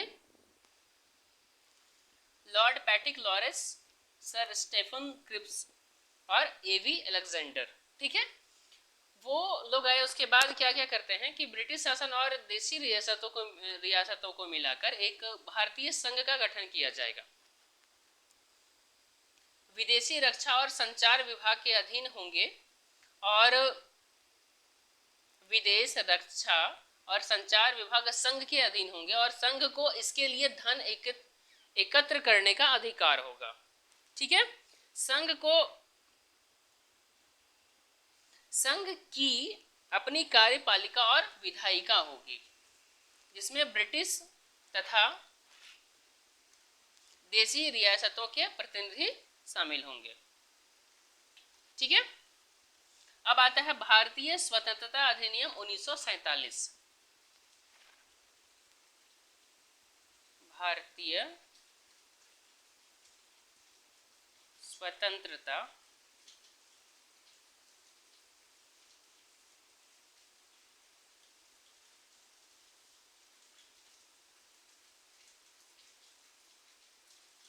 अधिनियम 1947। ठीक है, इस अधिनियम द्वारा माउंटबेटन योजना को वैधानिक रूप दिया गया था। ठीक है, ये 15 अगस्त 1947 को भारत एवं पाकिस्तान नामक 2 अधिराज्य बना दिए जाएंगे और भारतीय सरकार उनको सत्ता सौंप देगी। ब्रिटिश सरकार उनको सत्ता सौंप देगी। ठीक है, सत्ता का उत्तरदायित्व दोनों अधिराज्य की संविधान सभा को सौंपा जाएगा। प्रत्येक अधिराज्य में गवर्नर जनरल होगा, जिसकी नियुक्ति इंग्लैंड का सम्राट करेगा। नए संविधान का निर्माण होने तक दोनों राज्य का प्रशासन भारत शासन अधिनियम 1935 के अनुसार चलाया जाएगा। भारतीय सचिव का पद समाप्त करके उसके स्थान पर मंत्रिमंडल के सदस्य की नियुक्ति की जाएगी। देशी रियासतों पर ब्रिटेन की संप्रभुता का अंत कर दिया जाएगा। उनको भारत या पाकिस्तान किसी भी अधिराज्य में सम्मिलित होने और अपने भावी संबंध का निश्चय करने की स्वतंत्रता प्रदान की गई। ठीक है,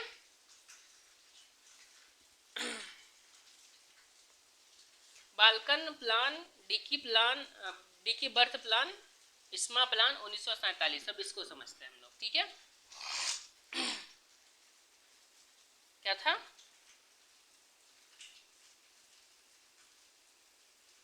बाल्कन प्लान,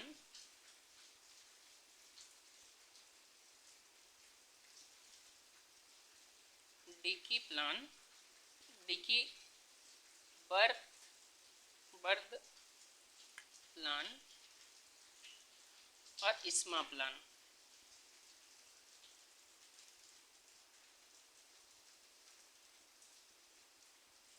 उन्नीस 1947। इसके अंदर का क्या था इसको देखते हैं। माउंटबेटन ने भारत की आज़ादी के लिए डिकी बर्थ प्लान तैयार किया। यह योजना जनरल सर हेस्टिंग्स, इस्मा, सर जॉर्ज एबल एवं जॉर्ज माउंटबेटन की एक समिति द्वारा तैयार की गई थी। यह योजना दिल्ली के प्रांतीय गवर्नरों की असेंबली के सम्मुख हेस्टिंग्स इस्मा द्वारा प्रस्तुत की गई थी, इसलिए इसे इस्मा योजना भी कहा जाता है। इस योजना का या इस योजना में यह प्रावधान था कि सत्ता का हस्तांतरण पृथक पृथक प्रांतों को किया जाएगा, या सत्ता हस्तांतरण से पहले यदि परिसंघ का गठन हो जाए तो उसके साथ ही इसमें यह प्रावधान भी था कि बंगाल एवं पंजाब को यह विकल्प दिया जाए कि वे अपने बंटवारे के लिए जनमत संग्रह का सहारा ले सकते हैं। इस प्रकार देशी रियासतों के साथ विभिन्न समूहों को यह छूट होगी कि वे भारत में सम्मिलित होना चाहते हैं या पाकिस्तान में, फिर भी अपना स्वतंत्र अस्तित्व बनाए रखना चाहते हैं। ठीक है, वो चाहे तो भारत में भी रह सकते हैं, पाकिस्तान में भी रह सकते हैं, या फिर अपना स्वतंत्र अस्तित्व बनाए रख सकते हैं। इस योजना का वितरण माउंटबेटन ने जवाहरलाल नेहरू के सामने रखा था, जिसे उन्होंने तुरंत अस्वीकार कर दिया और बताया कि यह योजना भारत में बाल्कनीकरण को आमंत्रित करेगी और संघर्ष एवं हिंसा को बढ़ाएगी, अतः इस योजना को बाल्कन प्लान भी कहा जाता है। ठीक है, समझ में आ गया। चलिए आगे देखते हैं। स्वतंत्रता पूर्व गठित अंतरिम मंत्रिमंडल 1946 के विषय में थोड़ा जान लेते हैं।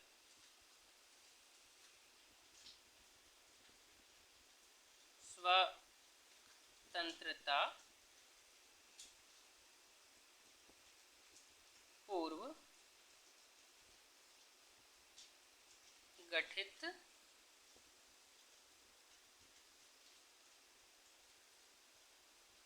अंतरिम मंत्रिमंडल। ठीक है, कौन कौन से थे? जवाहरलाल नेहरू पहले सदस्य थे जो राष्ट्रमंडल तथा विदेशी मामले से थे। दूसरा सरदार वल्लभ भाई पटेल गृह सूचना एवं प्रसारण। सरदार बलदेव सिंह रक्षा विभाग से थे। जॉन मथाई उद्योग एवं नागरिक आपूर्ति। जगजीवन राम श्रम से थे। एच.सी. भाभा कार्य खान एवं ऊर्जा। डॉक्टर राजेंद्र प्रसाद खाद्य एवं कृषि। असफ अली रेलवे एवं परिवहन। सी राजगोपालचारी शिक्षा एवं कला।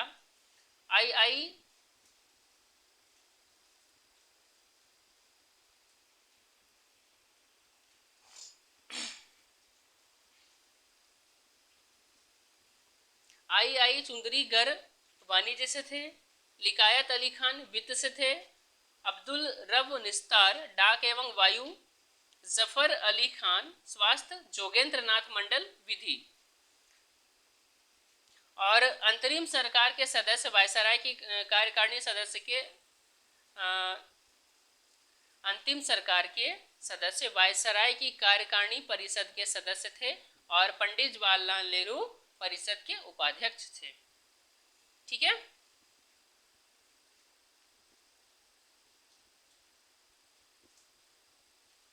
इसके बाद स्वतंत्र भारत का पहला मंत्रिमंडल हम देखते हैं। स्वतंत्र भारत का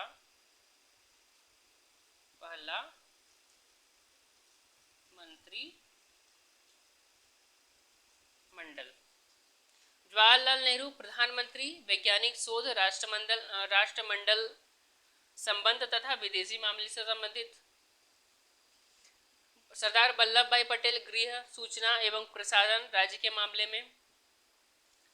मामले। ठीक है। डॉक्टर राजेंद्र प्रसाद खाद्य एवं कृषि। मौलाना अबुल कलाम आजाद शिक्षा। डॉक्टर जॉन मथाई रेलवे एवं परिवहन। आर.के. षणमुख चेट्टी ये वित्त विभाग से थे। जगजीवन राम श्रम विभाग। सरदार बलदेव सिंह माफ करिएगा, सरदार बलदेव सिंह जो थे वो रक्षा से थे। बी.आर. अम्बेडकर विधि से थे। राजकुमारी अमृत कौर स्वास्थ्य। सी.एच. भाभा वाणिज्य। रफ़ी अहमद किदवई संचार से। डॉक्टर श्यामा प्रसाद मुखर्जी उद्योग एवं आपूर्ति। वी.एल. गडगिल कार्य खान एवं ऊर्जा से थे। यहां तक समझ में आ गया? सब लिखना मेरे लिए पॉसिबल नहीं हो पा रहा है, तो लिख देते हैं क्योंकि ये छोटा स्क्रीन हो जाता है ना। आप लोग सपोर्ट करिए और भी बेहतर ढंग से बताया जाएगा फिर।